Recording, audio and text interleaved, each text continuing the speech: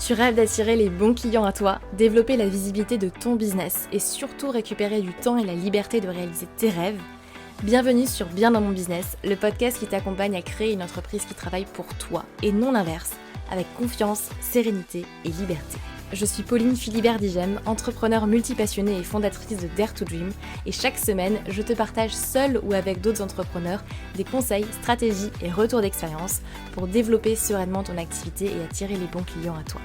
Dare to Dream, c'est aussi une communauté d'une dizaine de milliers de personnes aujourd'hui à travers nos contenus sur les réseaux sociaux, la newsletter et le podcast, ainsi que des programmes en ligne et formations pour développer ton entreprise en ligne et vivre ta vie comme tu l'entends.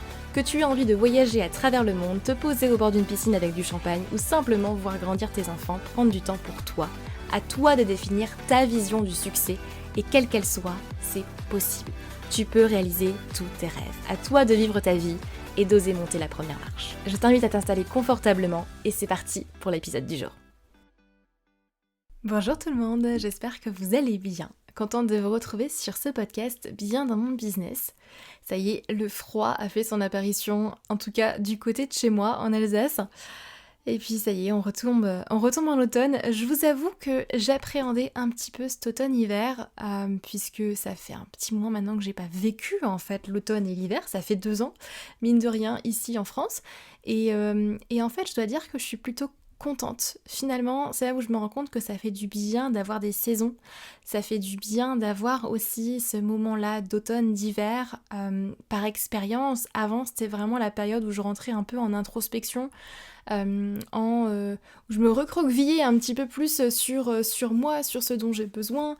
Vous savez, c'est vraiment la petite période où on a nos plaids, nos petits thés, et d'ailleurs j'ai mon petit thé là à côté de moi quand j'enregistre cet épisode de podcast.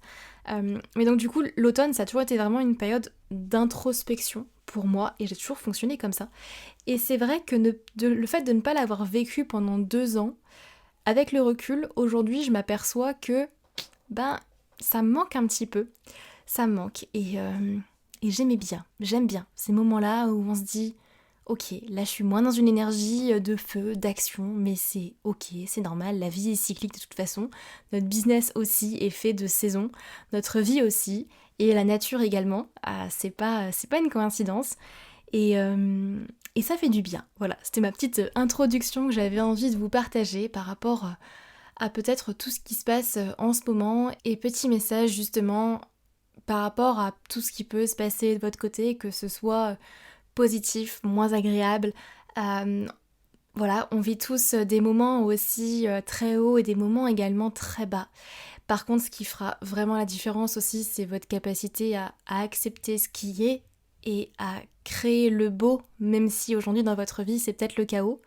Ou à l'inverse, apprécier aussi ce qu'on a, et je trouve que c'est d'autant plus vrai dans ces moments d'automne, où l'automne et l'hiver arrivent, d'apprécier aussi ce qui est, d'apprécier aussi le beau qui est là, même si parfois on le voit pas, même si parfois il est très caché, et je pense que ça vaut pour tout dans la vie, et c'est vraiment une philosophie avec laquelle je vis depuis des années, et voilà, j'avais envie de vous rappeler ça. Pourquoi êtes-vous le plus reconnaissant aujourd'hui dans votre vie? Voilà, petite question d'introduction sur ce podcast. Et on va partir sur un sujet un peu différent, du coup, de la gratitude, mais j'avais quand même envie de vous apporter ça. Le podcast n'avait pas bien dans mon business pour rien. J'ai vraiment à cœur de partager beaucoup plus ce côté bien-être, ce côté santé mentale, et je vous en parlerai parce que je suis en train de redéfinir vraiment toute la ligne éditoriale du podcast. Il va y avoir de nouveaux invités sur ce podcast dans les prochaines semaines, mais voilà, je vous tease pas trop le truc, mais normalement vous serez au courant dans ma com sur LinkedIn, puisque je documente davantage plus ça ne se dit pas, davantage les coulisses. Mais donc aujourd'hui on va partir sur un sujet totalement différent de celui-ci. J'ai envie de répondre à un sujet que je vois très présent chez de nombreux entrepreneurs et que j'ai moi-même vécu beaucoup cette année. C'est comment en fait savoir qu'une stratégie fonctionne, et à quel moment est-ce que je change? À quel moment est-ce que je modifie ma stratégie? Parce que je vois beaucoup d'entrepreneurs, beaucoup de personnes qui vont tester un truc et qui, au bout de pas forcément beaucoup de temps, pas assez souvent, change de stratégie en se disant ça marche pas, je vais aller tester autre chose. Et en règle générale, c'est aussi pour ça que vous vous retrouvez éparpillé avec plein de stratégies différentes, à tester plein de choses et en fait à vous dire ça ne marche pas, ça n'avance pas, j'ai pas de clients, j'ai pas de visibilité, j'ai pas les résultats que je veux et du coup j'avance pas, je suis bloquée, je suis frustrée, ça va pas et voire même pour certains, finalement l'entrepreneuriat c'est pas fait pour moi, je retourne à un job salarié. Ce que j'ai envie de vous dire par rapport à tout ça, c'est que à un moment donné, déjà quand on écoute trop ce qui se passe à l'extérieur et pas assez ce qu'on a à l'intérieur de nous, bon déjà là forcément à un moment donné ça va coincer. Ça sert à rien déjà d'aller écouter toutes les injonctions business qu'on peut avoir à droite à gauche ou écouter un tel parce que sa stratégie là a fonctionné pour lui ou pour elle ou une autre personne qui vous dit qu'il faut faire du SEO, une autre personne qui vous dit qu'il faut faire du Instagram ou je ne sais quoi. Tant que cette stratégie, déjà, elle n'est pas OK pour vous. Et surtout, deuxième chose, et c'est là tout le cœur de ce podcast aujourd'hui que j'ai envie de vous apporter, c'est quand vous testez une stratégie, quand vous mettez quelque chose en place, laissez le temps au temps. Et ça, c'est hyper, hyper important. Laissez le temps à votre stratégie de prendre. Il y a certaines stratégies, certaines choses que vous pouvez mettre en place qui vont être du court moyen terme, donc forcément ça va être un peu plus rapide, mais il y a d'autres stratégies qui vont être du beaucoup plus moyen long terme, et où là vous ne pouvez pas vous permettre de lâcher. Et on le sait, l'entrepreneuriat c'est pas le coup d'une baguette magique, on crée un programme en ligne et puis pouf, vous allez vendre votre programme et ça va faire des sous pendant que vous allez faire dodo. Ça marche pas comme ça en un claquement de doigts. Oui, c'est un résultat qui est atteignable, mais atteignable après avoir mis déjà en place des choses au début. Donc, quand on teste quelque chose, que ce soit je me lançais sur LinkedIn, j'ai publié des posts, que ce soit j'ai envie d'aller prospecter, d'aller créer un message de prospection, d'aller démarcher ma cible, que ce soit je veux tester le SEO, aller faire des articles de blog, je veux me lancer sur YouTube, faire des vidéos sur YouTube, je veux lancer une newsletter par exemple, je veux lancer une nouvelle offre, je veux créer une masterclass, tout ça là, toutes les stratégies que vous voulez tester, tout ce que vous voulez faire, soyez bien conscient d'une chose, c'est que quand vous la testez, ne modifiez pas tout de suite votre stratégie parce qu'au bout de 24 heures, 48 heures ou même au bout d'un mois, vous n'avez pas les résultats que vous souhaitez. Pour moi, pour vraiment avoir du recul et comprendre si une stratégie fonctionne ou pas et surtout ce qui fonctionne, ce qui ne fonctionne pas pour aller analyser en fait vos KPI, donc les indicateurs de performance, il vous faut déjà avoir de la data, il vous faut déjà des données. Pour analyser quelque chose, il nous faut des données. Et si vous n'avez pas assez de données, votre avis il est biaisé et donc forcément vous allez vous retrouver frustré, impatient parce que vous voulez des résultats beaucoup plus rapidement. Vous allez vous dire ça marche pas, on s'épuise, on s'éparpille, ça fonctionne pas et du coup c'est un peu la cata. Et je le sais parce que je l'ai vécu et je suis aussi passée par une période comme ça où en fait tout ce que je testais, 24 heures après, je changeais. Ah, ça marche pas, bon bah je change. Et en fait, je me retrouvais constamment à un moment donné à tout refaire.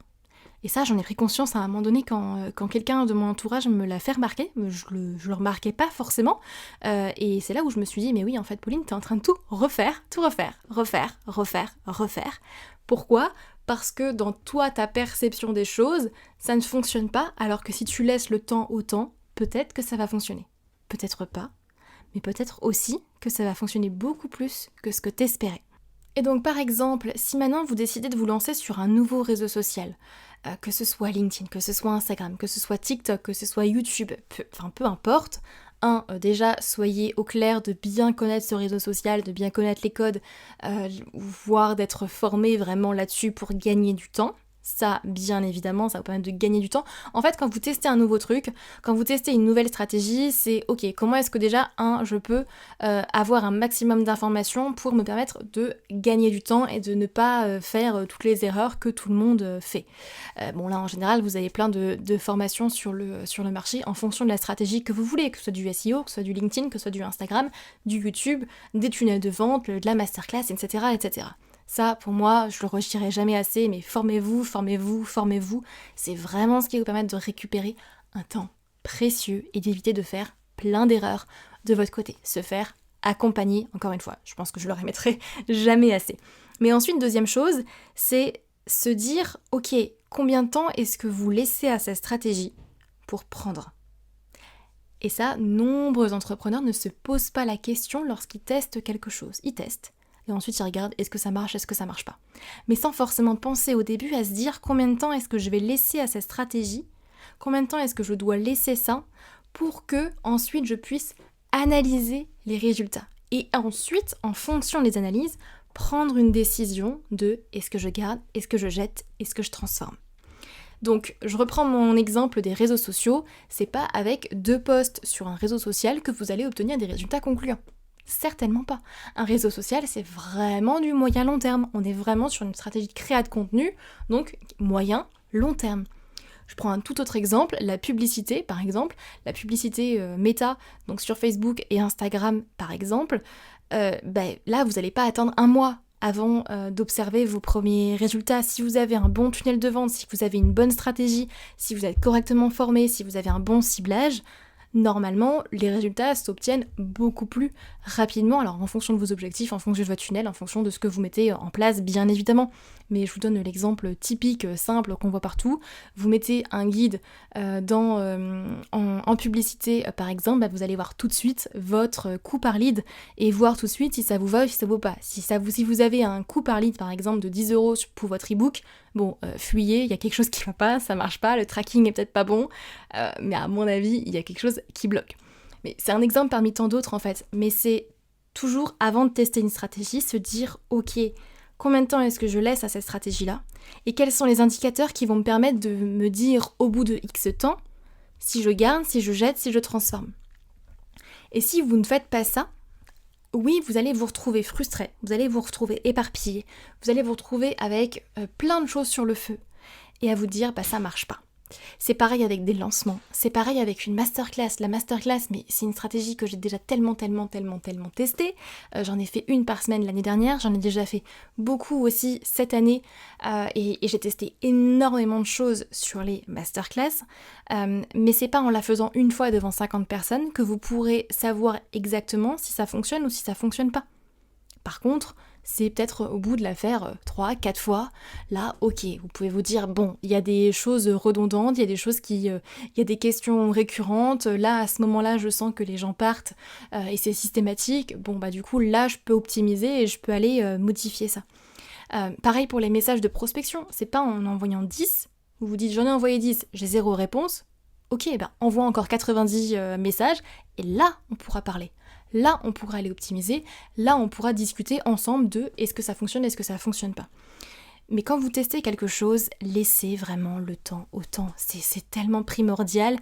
Et je vous le dis, ça paraît logique, mais en même temps, tout le monde ne le fait pas, moi y compris. Je me mets vraiment dans le lot parce que je vous fais cet épisode de podcast parce que justement j'en ai pris conscience à un moment donné aussi de mon parcours et c'est justement parce que j'en ai pris conscience, parce que je l'ai testé et parce que je me suis rendu compte que ça n'allait pas, que j'ai envie de vous transmettre aussi ce message-là. Quand vous testez quelque chose, laissez le temps au temps. En règle générale, moi ce que je fais de mon côté, c'est que je me laisse 90 jours.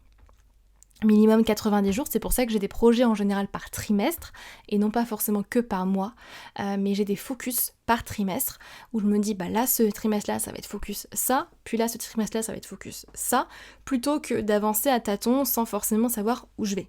Et ça, c'est typiquement quelque chose qu'on voit ensemble dans Productive Dream, qui est un programme en ligne pour justement revenir à l'essentiel, vous concentrer sur ce qui vous apporte du résultat et laisser de côté ce qui ne vous apporte rien pour éviter de vous éparpiller à droite à gauche ou procrastiner au contraire et ne rien faire.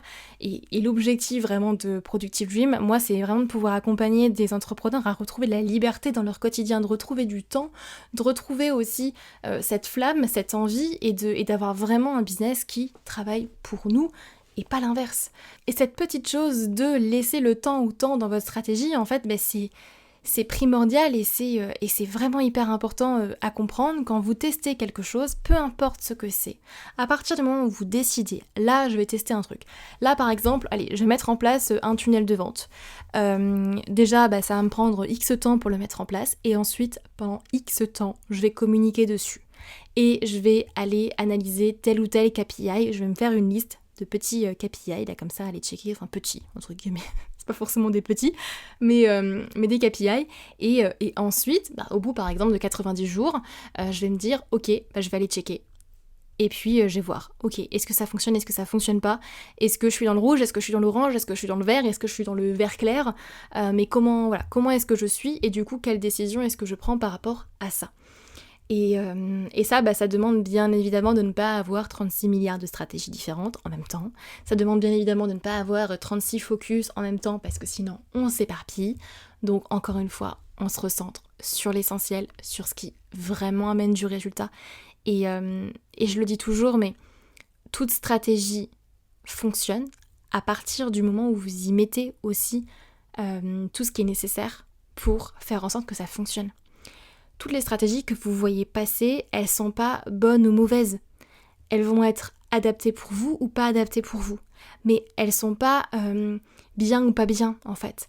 Elles fonctionnent toutes et j'en teste aussi beaucoup de mon côté. Il y a des choses, clairement, je me rends compte tout de suite, c'est pas adapté pour moi, ça me va pas, pour X ou Y raison. Mais ça veut pas dire qu'elles ne fonctionnent pas, ça veut pas dire qu'elles ne sont pas bonnes en soi. Et ça, c'est vraiment important à comprendre aussi dans le choix de vos stratégies, c'est qu'aujourd'hui, on est face effectivement à une multitude de choix, de plateformes, de manières de promouvoir son offre, de personnes à suivre sur les réseaux sociaux, de tunnels de vente, enfin plein de stratégies différentes qui vont vous permettre d'atteindre vos objectifs. Mais ce qui va porter votre choix sur une stratégie plus qu'une autre, ça va dépendre aussi de vous, de vos valeurs, de ce que vous voulez, de votre cible, bien évidemment, de votre marché, là où votre marché est présent. Ne soyez pas sur TikTok si derrière votre cible est sur LinkedIn. Ça ne sert à rien. Vous allez perdre votre temps. Ça peut paraître bête à dire, mais pour autant, c'est aussi une grande erreur qu'on voit souvent. Donc toute stratégie est bonne, mais toutes ne sont pas forcément adaptées à vous, à qui vous êtes, à votre business model, à votre offre, à votre cible, à ce que vous voulez en fait. Et c'est ça aussi, c'est important de pouvoir faire la différence. Donc attention quand vous choisissez justement votre stratégie. Mais je reviens du coup au sujet de combien de temps avant de changer de stratégie. C'est à vous de le décider. Mais c'est important de le faire avant de la tester. Moi en général je laisse 90 jours parce que c'est un trimestre. Attention, ça n'empêche pas de, entre-temps, dans les 90 jours, je vais checker au fur et à mesure les KPI. Bien évidemment, je vais pas laisser tourner le truc et me dire, dans 90 jours, je réouvrirai mon ordinateur et puis on verra où ça en est. Et puis là, vous vous rendez compte que si vous avez mis du budget publicitaire, en fait, vous avez cramé 10 000 euros et ça a rien donné. Ou, je ne sais pas, vous avez délégué ça à quelqu'un et en fait, ça n'a rien donné parce que y a eu des couacs au milieu. Enfin, à un moment donné, il faut être un petit peu intelligent aussi. Quand vous testez quelque chose, pensez à checker aussi en cours de route. Il y a des jalons, il y a des KPI à mi-parcours. Exemple tout simple. Si maintenant je veux tester un nouveau tunnel de vente, ok, je vais le lancer, je vais mettre mes KPI au fur et à mesure. Je prends l'exemple du tunnel de vente parce que moi je pense que c'est ce que je mesure le plus aujourd'hui dans mes fichiers de statistiques avec vraiment plein de KPI différents sur les tunnels de vente où j'ai mes fichiers Excel et tout ce qu'il faut et mes calculs pour aller calculer de façon bien précise vraiment tous les taux de conversion, etc. Et donc je vais prendre mon tunnel de vente, je vais le tester sur 90 jours, mais en règle générale, moi toutes les semaines, je vais aller checker les différents KPI. Je vais aller regarder, ok, où est-ce qu'on en est, qu'est-ce qu'il y a déjà pu avoir comme résultat là, aujourd'hui, une semaine après, ou pas, où est-ce qu'on en est en fait, est-ce qu'on est dans le rouge, dans l'orange, dans le vert clair. Et en fonction de là où on en est, si je vois qu'un mois après, par exemple, on est vraiment dans le rouge par rapport à ce que j'avais prévu à un mois, là, je vais pas attendre 3 mois avant de changer les choses. Je vais prendre une décision et puis je vais aller améliorer les choses. Mais c'est aussi le rôle d'un chef d'entreprise aussi, et même surtout, en fait, d'aller vraiment checker ses KPI au fur et à mesure, de prendre ses responsabilités aussi, et de savoir laisser le temps au temps. Quand vous testez quelque chose de nouveau, il faut aussi laisser le temps que sa stratégie prenne. Je prends l'exemple du podcast. Aujourd'hui, ça fait quand même plus de 2 ans et demi maintenant que j'ai ce podcast-là. Clairement, sur le podcast, on est vraiment sur une stratégie très très long terme. La grande majorité des épisodes des podcasts ne dépassent pas les 5 épisodes. Bon, pourquoi ? Parce que les gens se rendent compte que ça prend du temps, c'est un investissement en temps financier, oui, ça prend énormément de temps, un podcast, mine de rien, mais pour autant, on continue. Pourquoi ? Parce que c'est vraiment cette vision long terme qui prend le dessus. Et l'entrepreneuriat, c'est, comme on dit souvent, c'est pas un sprint, c'est un marathon. Il faut vraiment garder cette notion de moyen, long terme. Ça n'empêche pas de contrebalancer avec des actions court terme. Comme je vous disais, en général, ça va être plutôt la prospection, un peu de publicité si besoin, si votre offre est validée et que votre stratégie, bien évidemment, est clarifiée. Je mets toujours un bémol là-dessus. Mais l'un n'empêche pas l'autre. Donc je vais finir cet épisode de podcast sur un point et une action que je vous invite à faire là maintenant tout de suite. Il reste 2 mois en 2023. Dites-vous, ok, quelle est la chose que j'ai envie de tester là, sur les 2 prochains mois ? Quelle est la stratégie que j'ai envie de tester ? Ça peut être quelque chose que vous avez déjà lancé, c'est encore mieux même, parce que ça va vous éviter de retravailler en plus ou de refaire quelque chose. Prenez ce qui fonctionne déjà. Prenez une stratégie, un truc sur lequel vous allez vous focaliser sur les 2 prochains mois. Demandez-vous, ok, du coup combien de temps est-ce que je laisse à cette stratégie ? Ça peut être les 2 prochains mois, ça peut être les 3 prochains mois, ça peut être ce que vous voulez. Combien de temps est-ce que vous y laissez pour que ça prenne ? Et ensuite, quels sont vos KPI ? Quels sont vraiment vos indicateurs de mesure ? Sur quoi est-ce que vous allez vous focaliser pour vous dire ça fonctionne pas ? Et ensuite, mettez-vous un point dans votre agenda régulièrement pour aller checker ces KPI régulièrement. Et vraiment faire des checks au fur et à mesure pour voir, je suis dans le rouge, je suis dans l'orange, je suis dans le vert, je suis dans le vert clair, où est-ce que j'en suis en fait par rapport à mes objectifs. Et ensuite vous laissez le temps au temps. On lâche prise, on y va, et puis on laisse la stratégie aussi se faire. Et si vous voulez aller plus loin sur cette notion de prendre sa place aussi de chef d'entreprise dans son quotidien, de réorganiser, revenir à l'essentiel surtout, parce que c'est se concentrer vraiment sur l'essentiel, arrêter de s'éparpiller à droite à gauche sur des trucs qui vous apportent rien, et de vous concentrer sur vraiment ce qui fonctionne, et là vous allez voir qu'en général, il y a vraiment qu'une petite partie de votre activité qui vraiment va vous amener un maximum de résultats. Vous savez, c'est la fameuse loi de Pareto des 80-20, où 20% de vos actions vous amènent 80% de vos résultats. C'est véridique. Si vous voulez aller plus loin vraiment sur ce sujet-là, vous avez Productive Dream qui est actuellement ressorti du coup et qui est disponible. Je vous mettrai toutes les informations en description de ce podcast.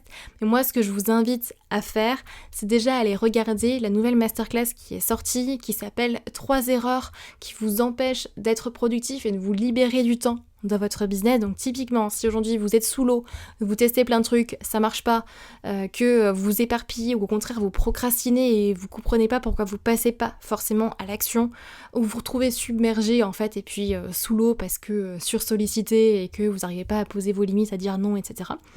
Tout ça là, que j'ai vécu aussi. Vraiment, la masterclass va être faite pour vous. Je vous mets tous les détails en description de ce podcast, sinon vous allez directement sur le site internet. Et je vous laisserai déjà regarder cette masterclass. Vous verrez, je pense qu'il y aura déjà de belles pépites et vous comprendrez surtout les 3 grandes erreurs qui aujourd'hui vous empêchent de vous libérer plus de temps dans votre quotidien. On va faire des petites maths ensemble pendant la masterclass, notamment un calcul qui, vous verrez, va complètement changer la donne. Et puis je vous expliquerai concrètement en fait ce qui fait qu'aujourd'hui vous êtes sous l'eau et comment est-ce qu'on peut revenir à l'essentiel pour vraiment se libérer du temps et avoir un business qui travaille pour nous en fait, puisque au final c'est ça l'objectif. Et si vous me suivez, je pense qu'on se rejoint beaucoup sur cette valeur de liberté, vous et moi, normalement en tout cas. Si vous me suivez, c'est que c'est le cas, donc ça va grandement vous parler. Je vous mets tous les détails de toute façon en description de ce podcast, c'est gratuit bien évidemment du coup. Voilà, j'espère que cet épisode vous aura plu. N'hésitez pas à me faire un retour comme à chaque fois ou à laisser une note sur Apple Podcast et sur Spotify. C'est hyper précieux pour que le podcast puisse vraiment se développer. Et puis vous l'aurez compris, je vous l'ai dit, le podcast c'est vraiment une stratégie moyen-long terme et j'ai besoin de vos notes aussi pour vraiment pouvoir continuer aussi à le créer, à le produire, ce podcast, puisque c'est beaucoup de travail en interne, mais c'est un format que j'adore personnellement parce parce que je me sens tellement plus libre dans le contenu que je peux partager et beaucoup moins limitée qu'avec un simple post LinkedIn ou une newsletter. Donc moi j'aime ce format, donc si vous voulez m'aider à continuer en tout cas ce format-là, je vous invite vivement et je vous en serai très reconnaissante de pouvoir laisser une note sur Apple Podcast ou sur Spotify. Alors non, on ne peut pas laisser de notes par épisode, il faut noter le podcast en lui-même en entier. Je sais, c'est pas très pratique, mais malheureusement c'est comme ça que les plateformes fonctionnent aujourd'hui. En tout cas, je vous souhaite une très très belle semaine. Allez checker la nouvelle masterclass en description de ce podcast si ça vous intéresse. Et puis moi je vous retrouve la semaine prochaine pour un épisode assez particulier. Vous verrez, on sort totalement des sujets que j'ai l'habitude de partager. J'ai très hâte que vous l'écoutiez. Et un peu peur également de vos réactions, mais on verra. Je vous balance ça comme ça, et puis on vous retrouve la semaine prochaine pour un nouvel épisode de Bien dans mon business. Prenez soin de vous. Bye bye.